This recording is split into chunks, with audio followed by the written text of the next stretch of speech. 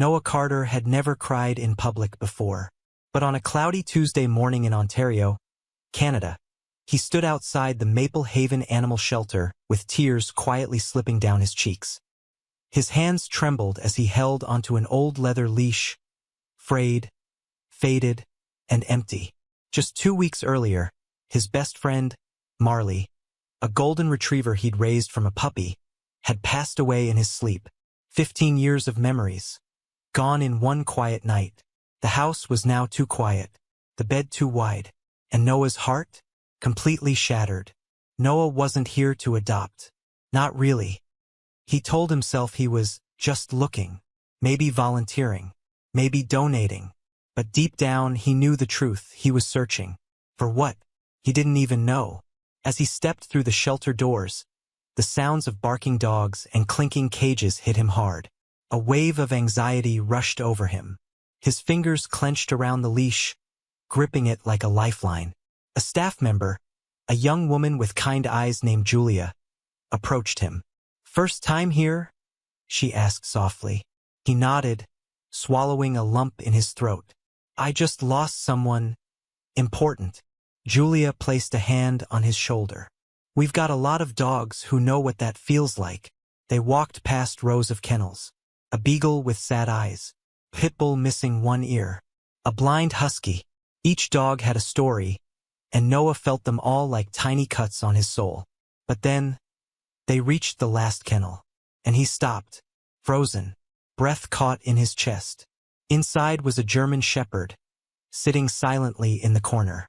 She was big, scarred, and still. Her fur was dusty. Her eyes were almost human, deep, quiet, watching him without blinking. Noah whispered, "Why do I feel like I know you?" Julia's voice was gentle. "That one. No one wants her. She's been returned twice. Too rough, too closed off.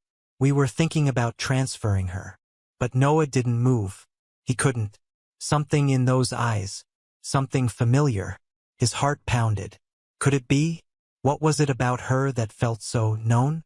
He knelt down, their eyes locked, and in that silence, something shifted. "Take a second. Let us know what corner of the world you're from. Your comment connects hearts across oceans. If this story stirred something in you, like and subscribe, so this ripple of hope can reach even further." Noah didn't speak for a while. He just stayed there, crouched in front of the kennel, staring at the German shepherd like she was a ghost from his past. Julia watched carefully. Her name's Raina, about 5 years old, found tied to a pole during a snowstorm. No microchip. No one came. Noah nodded slowly, his throat dry. "She doesn't bark." "No, she just watches," Julia replied. "Some dogs break down when they're abandoned. Others just shut down completely. She's the quiet kind." As Raina stared at him, Noah's mind drifted, back to a life that felt like another world. He grew up in a rough neighborhood in Buffalo, New York, the kind where locked doors didn't always keep trouble out. His dad was never around. His mother worked 3 jobs to feed them. For most of his early life, he felt invisible, except for one day when he was 10, walking home from school with bruised arms and teary eyes. Another day of being bullied. He found a scruffy German shepherd puppy hiding behind a dumpster. She was limping, covered in mud, and shaking. Noah took her home, hid her in his closet for 2 days before his mother found out. "I don't have time or money for a dog, Noah," she cried. But when the dog limped over and gently licked her hand, she just sighed. "Fine, but you feed her, you clean up after her, and you protect her like she's your little sister." He named her Luna. From that day on, Luna was his shield, his warmth, his escape. Whenever things got too loud at home or too cruel at school, Luna was there, curling up beside him, nuzzling into his chest, looking at him like he mattered. But 5 years later, Luna was taken from him. He was 17, walking home one night, and someone pulled a knife on him. Luna lunged to protect him and paid the price. He'd held her in his arms, screaming for help, but no one came in time. Noah never truly healed after that. He left Buffalo, drifted through jobs and cities, always running from a pain that had no name. He never adopted another shepherd. Never even looked at one. It hurt too much. Until Marley. Marley was different, gentle, golden, quiet. She was his comfort dog during a tough breakup, his running partner when he was trying to stay clean, and his loyal companion through 15 years of learning how to breathe again. But now Marley was gone, and Noah was back in that space, alone. Raina hadn't moved from her spot, but Noah noticed her ears twitch when he shifted. He reached into his coat pocket and pulled out a small biscuit he had carried in memory of Marley. He held it out through the bars. Raina didn't leap for it, didn't bark or whimper.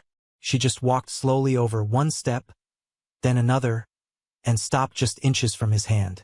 She sniffed it, looked up at him, then carefully took the treat from his fingers and backed away. And for the first time her tail moved. Just a little. A flicker. Julia gasped. She's never done that before. Noah's voice cracked. She reminds me of someone. He stood up, heart pounding, unsure what to do. Could he handle this? Was it too soon? He turned to Julia. What happens if no one takes her? She'll be transferred to a high-intake facility. Out of province. They don't have the time we do. Transferred. Noah stared back at Raina. She was still watching him. Calm. Quiet. Steady. Just like Luna. He felt his knees weaken as emotions rose in waves. Could this dog? Could she be the second chance he never got? He whispered. What if I come back tomorrow? Julia shrugged. No guarantee she'll still be here. That hit hard. As he walked out of the shelter, he clutched the empty leash again.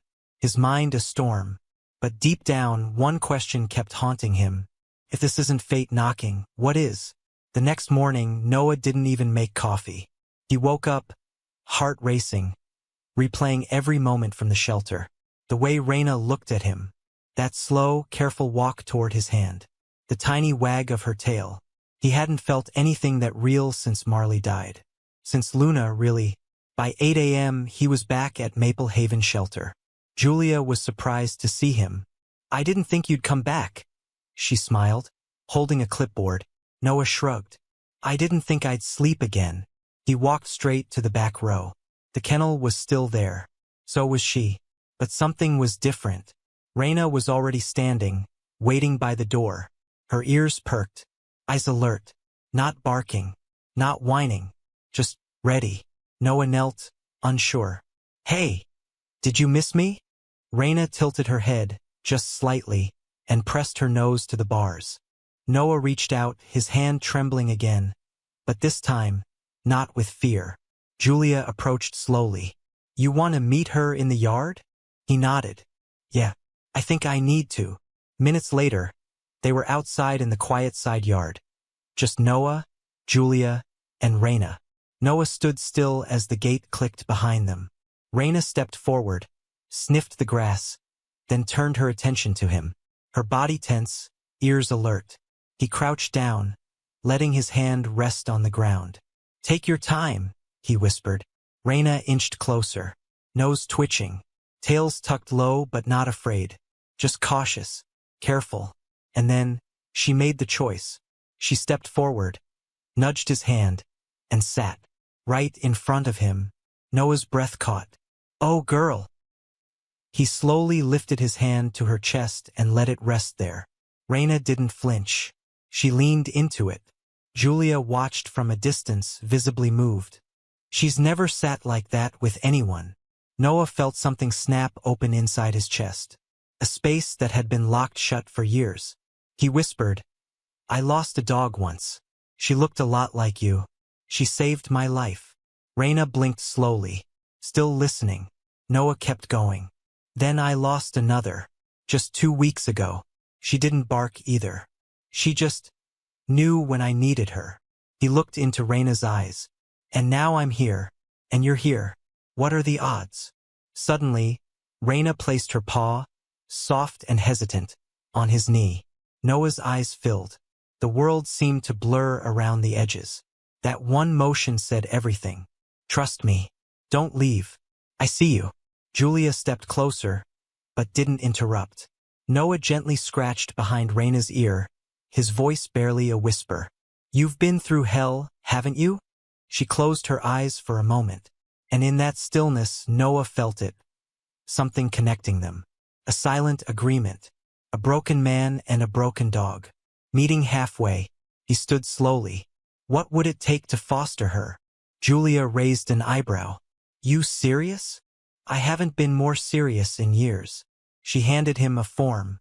We don't usually rush it, but I think she's choosing you. Noah looked back at Raina. She was still sitting, still watching, still waiting. Later that day, as they loaded Raina into his car, Noah buckled her in and placed Marley's old blanket beside her. Raina didn't bark. She didn't whimper, but she laid down on the blanket, sighed deeply, and rested her head. As Noah pulled out of the lot, he looked over and whispered, "Let's try this together." He didn't know what came next, didn't know how broken hearts healed. But for the first time in a long time, he wanted to find out. The drive home was quiet. Not the heavy kind of quiet Noah had known for the past 2 weeks, but a new kind. A calm, nervous stillness. Like the air before a thunderstorm. Raina didn't move much. She watched the road through the window, then occasionally looked back at Noah. No whining, no shaking, just stillness again. When they pulled into his driveway, Noah hesitated.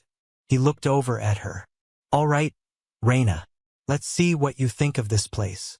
He opened the door, walked around, and gently unclipped the seatbelt. Raina stepped out carefully, sniffed the air, and looked at the house.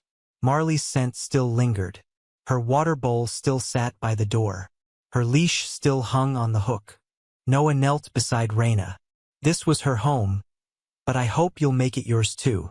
Inside, everything was the same, but nothing felt the same. He watched Raina sniff the floor, explore each corner of the living room, then curl up on the rug where Marley used to nap. He stood frozen. That rug had been Marley's favorite spot for years. No dog had ever chosen it before or after. His knees buckled. He sat beside her, not saying a word, just watching her chest rise and fall. Hours passed. He made dinner, left some chicken and rice in her bowl. She ate quietly, gently, no rush. That night, Noah couldn't sleep. The bed felt too heavy. Memories swirled in every corner. So he got up, walked to the living room, and there she was, Raina, awake, watching him.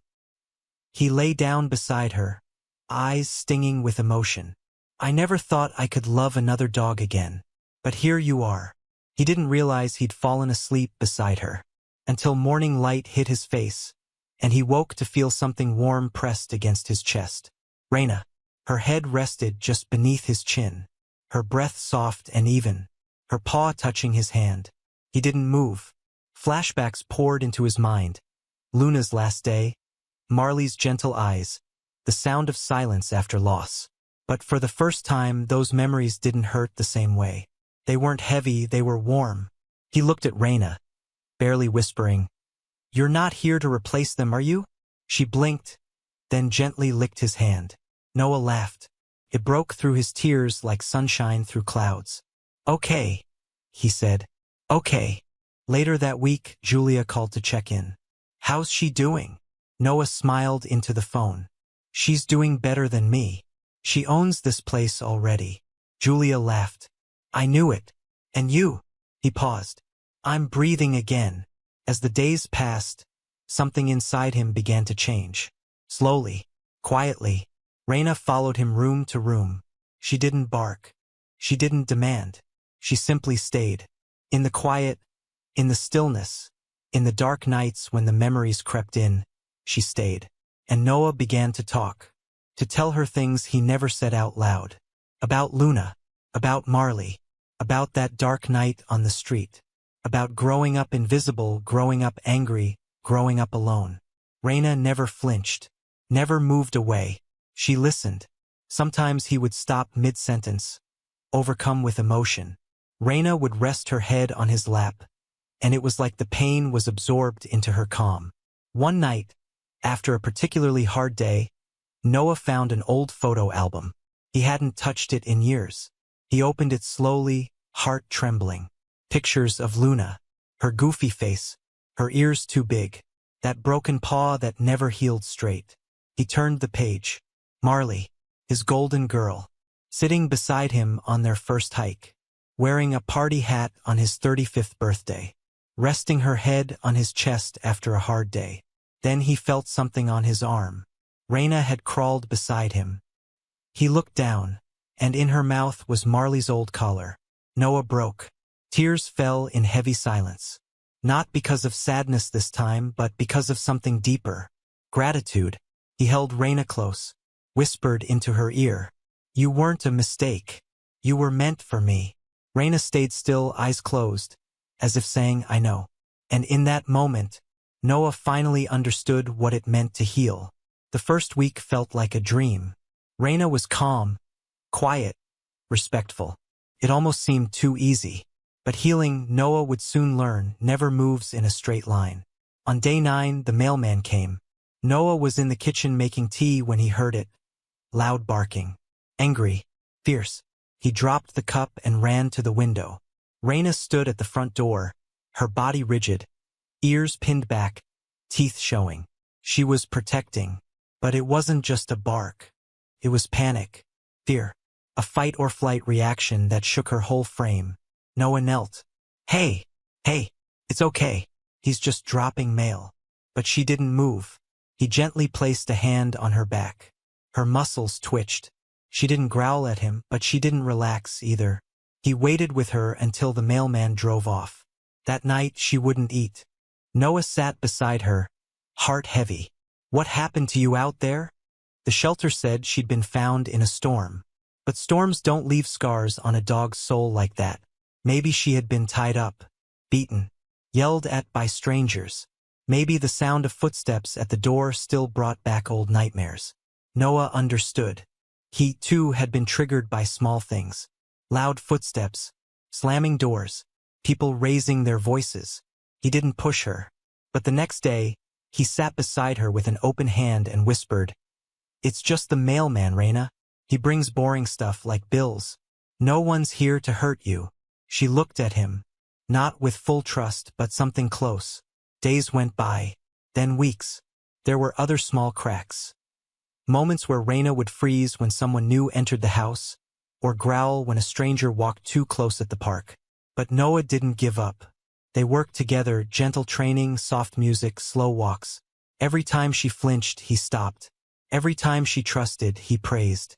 One morning, a jogger ran past them on the sidewalk. Raina tensed. But Noah bent down and gently said, I've got you. She looked at him, and then she relaxed. It was small, barely noticeable, but it was a win. Noah started a journal. Each day he wrote down the little things. Raina took food from my hand today. Raina let the neighbor pet her tail. Raina slept through a thunderstorm. These weren't just notes. They were proof. Proof that broken things can be rebuilt. One morning, while sipping coffee, he looked out at the backyard and saw something that nearly made him drop the mug again. Raina, running. Not just walking. Not just sniffing. Running. Ears flopping, tail high, chasing a red ball across the grass. Noah laughed so hard he cried. She brought the ball back and dropped it at his feet. His heart swelled. So, you do like toys? He sat in the grass, pulled her close, and whispered, I don't know what they did to you, but I promise you'll never feel that fear again. She licked his chin. In that moment, he felt something deeper than love. It was trust. Earned, not given. They were still two wounded souls. But together, they were learning what peace felt like. Slowly, gently, step by step. Spring came early that year. The snow melted fast, and the world seemed to bloom with color again. For the first time in months, Noah left the porch door open, letting the warm breeze drift through the house. Raina lay near the screen, eyes half closed, ears twitching with every passing bird. He watched her and smiled. It had been 3 months since that first meeting at Maple Haven Shelter. 3 months of quiet mornings, slow healing, and unexpected joy. The mailman still came every day. But now Raina didn't bark. She'd lift her head, glance toward the door, and then settle back down. The fear was gone, replaced by calm. by trust. One Saturday morning, Noah got a call. It was Julia. We just wanted to check in, see how she's doing. Noah laughed. She's taken over the house. I'm just the guy who buys her food. She's still sleeping on the rug? Only when she's not hogging my bed. Julia chuckled. You sound lighter, Noah. He paused. I feel lighter. They hung up, but her words stayed with him. Lighter. Yes, that was the word. He looked around his home. The walls still had pictures of Marley. Luna's collar still hung by the kitchen window. Their memories hadn't been erased. They had simply found company. Raina didn't replace them. She joined them. One evening, Noah took her to the lake. The same spot he had gone with Marley during her final summer. He hadn't returned since she passed. Raina stepped into the shallow water, sniffed the air, then turned to look at him. Go ahead, he whispered. You're safe. She dipped her paws in, walked out a little further, and sat in the cool water. The sun was setting behind her, casting golden light across the lake. Noah walked to the edge, shoes off, jeans rolled up, and stood beside her. For a while they just stood there, man and dog, two stories full of pain, now overlapping in peace. And for the first time, Noah said the words out loud. I'm okay. That night, he sat on the couch. Raina curled beside him and opened his old journal again. This time, he didn't write about milestones or fears. He wrote something simple. She saved me too. Weeks later, Noah was invited to speak at a community shelter event about fostering dogs. He hesitated at first. Public speaking wasn't his thing. But then he looked at Raina, napping on the porch, her ears twitching in a dream. He stood up and whispered, Let's tell your story. At the event, he stood behind the mic with shaky hands. I came here today not as an expert, he began, but as someone who needed saving. He told them about Luna, about Marley, about the leash with no dog. And then he told them about Raina, how she didn't bark, how she didn't trust right away, how, even with all that pain, she still found the strength to love again. By the end, the room was silent, until someone stood and clapped. Then another, and another. Noah stepped down, overwhelmed, but smiling. Raina was waiting outside. He kneeled beside her, held her face gently, and whispered, You were meant to be mine. The wind picked up, carrying the smell of spring flowers. Raina leaned into him. They had both come so far. From pain to peace. From silence to connection. From empty leashes to full hearts. Together they were home. Sometimes, life doesn't give you the ending you wanted. It gives you the chance to begin again. Noah walked into that shelter carrying nothing but a broken heart and a leash with no dog. He didn't plan to fall in love again. He didn't believe he could. But one quiet German shepherd, with scars too deep to see, changed everything. Raina didn't just find a home. She helped rebuild one. And Noah didn't just rescue a dog. He rescued himself. This story isn't just about loss. It's about second chances. About the silent power of love. About finding hope when you least expect it. Every shelter is full of animals like Raina, waiting, watching, hoping, not for perfection, but for patience, for love, for someone who sees them. Maybe that someone is you. If the story touched your heart, don't just scroll away. Share it. Talk about it. Tag a friend who needs to believe in second chances. And if you've ever loved a dog, write in the comments, Love German Shepherd Dog. Let's fill this space with love. Also, let us know where in the world you're watching from. Canada? The US? India? Australia? We'd love to hear from you.